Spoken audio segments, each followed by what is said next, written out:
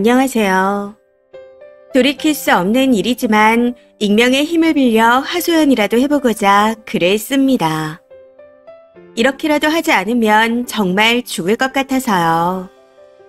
저는 20대 후반이고 전 남친과는 4년을 만났습니다. 만나면서 양가 부모님들도 종종 뵀었고 그러다 보니 자연스럽게 결혼을 생각하게 되면서 최근 본격적인 결혼 준비를 시작했습니다. 그러다 신혼집으로 결정한 집에 먼저 들어가 같이 살게 되었고요. 연애를 하면서 매일 보기도 했었고 둘 다 자취를 하던 입장이라 왕래가 잦다 보니 같이 지낸다 해서 크게 신혼 느낌이 난다거나 생활에 문제가 생기는 일은 거의 없었습니다. 평소 남친의 일이 굉장히 빡센 편이었습니다. 근무 시간도 예정보다 틀어지거나 길어지는 게 일상이라 조금 섭섭하긴 했었지만 일이니까 저렇게 힘들게 고생하면서 일하니까 하고 생각했습니다. 한편으로는 안쓰럽기도 하면서 저러다 죽는 거 아닌가 싶어 걱정이 되기도 했었고요. 그래서 그런 부분으로는 100% 이해했습니다. 그게 화근이 됐던 걸까요? 그러면 안 되는 거였는데. 어느 날부터 잠자리가 점점 없어지는가 싶더니 서로 핸드폰 검사 같은 건 하지 않았지만 패턴이나 비번을 공유하고 있었는데 말없이 바꿔버렸더라고요.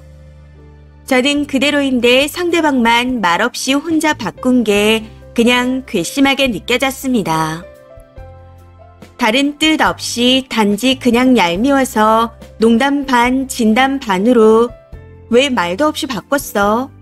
수상해? 하고 말하며 보여달라 했습니다. 그랬더니 극구 거부하더라고요. 그게 좀 이상하게 느껴져서 그럼 요즘 누구랑 얘기 나누고 지내는지만 좀 보자. 내용은 안 볼 테니 카톡 대화 목록만 보여줘. 하고 다시 한번 말했습니다. 그런데도 남자로서 제가 보면 본인이 속상해질 만한 내용이 있어 안 된다 거부하더군요. 이때부터 뭔가 싸한 느낌이 들었습니다. 촉이라고 해야 하나요? 왜 그런지는 모르겠지만 정확하게 확인해 볼 필요가 있겠다는 생각이 들었던 것 같아요. 해서 그냥 몰래 캐보게 되었죠. 사실 마음만 먹으면 굳이 비번 없이도 자고 있을 때 지문만으로도 충분하니까요.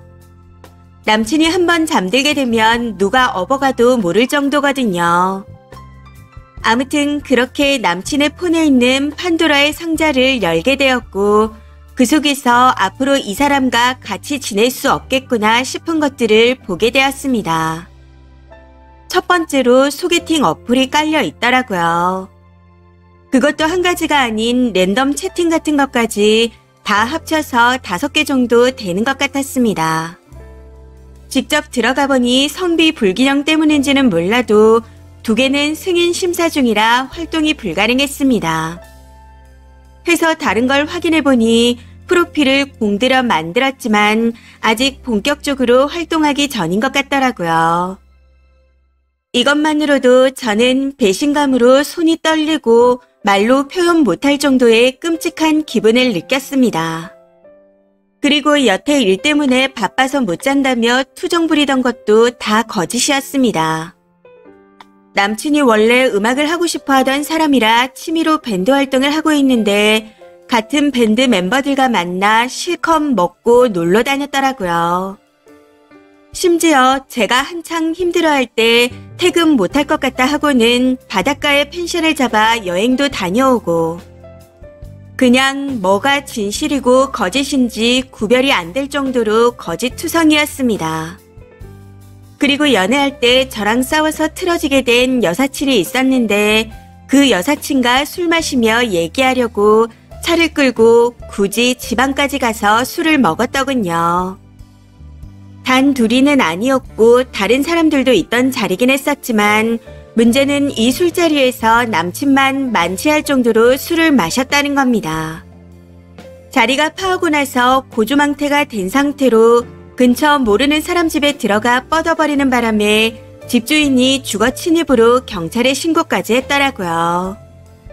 그 일로 벌금인지 합의금인지 190을 낸 사건도 있었습니다. 이 모든 걸 4년간 힘들 때 함께 해주고 도와주고 딴 생각한 적 없었던 제가 어떻게 감당할 수 있겠나요?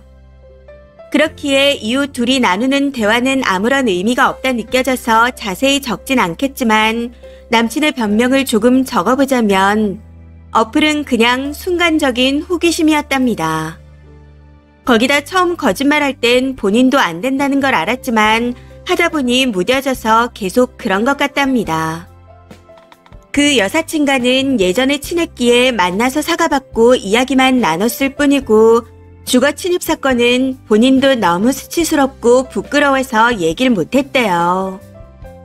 해서 그러고 다니면서 나한테 미안한 감정을 느끼긴 했는지 물었더니 집에 와서 일한 줄 알고 본인 말만 믿고 있는 제가 불쌍하게 보였답니다. 그래서 저랑 있을 땐 그만큼 더 잘해주고 최선을 다한 거라 하더라고요. 평소에 저한테 너무 잘했기에 충격이 더 컸던 것도 사실입니다. 정말 아무 말도 안 나오고 뭐가 옳은지 그른지도 판단이 안 되는 상황이었지만 바로 부동산에 전화해서 계약하고 이래서 정말 죄송한데 사정이 생겨서 이번 달 안으로 집을 빼야겠어요. 하고 말했습니다. 남친과 살기 위해 이직해서 이사 온 지 얼마 안 된 상황이라 당장 거주할 공간도 사라져버릴 예정이었기에 회사에도 사정을 말씀드리고 일도 정리하기로 했습니다. 다행히 상사분께서 저를 좋게 보셨던 터라 잘 마무리가 됐네요. 이래저래 일을 마무리하고 나니 시간이 늦어져서 아직 양가 부모님은 모르십니다. 이 또한 차차 마음을 추스르고 말씀드려야겠죠.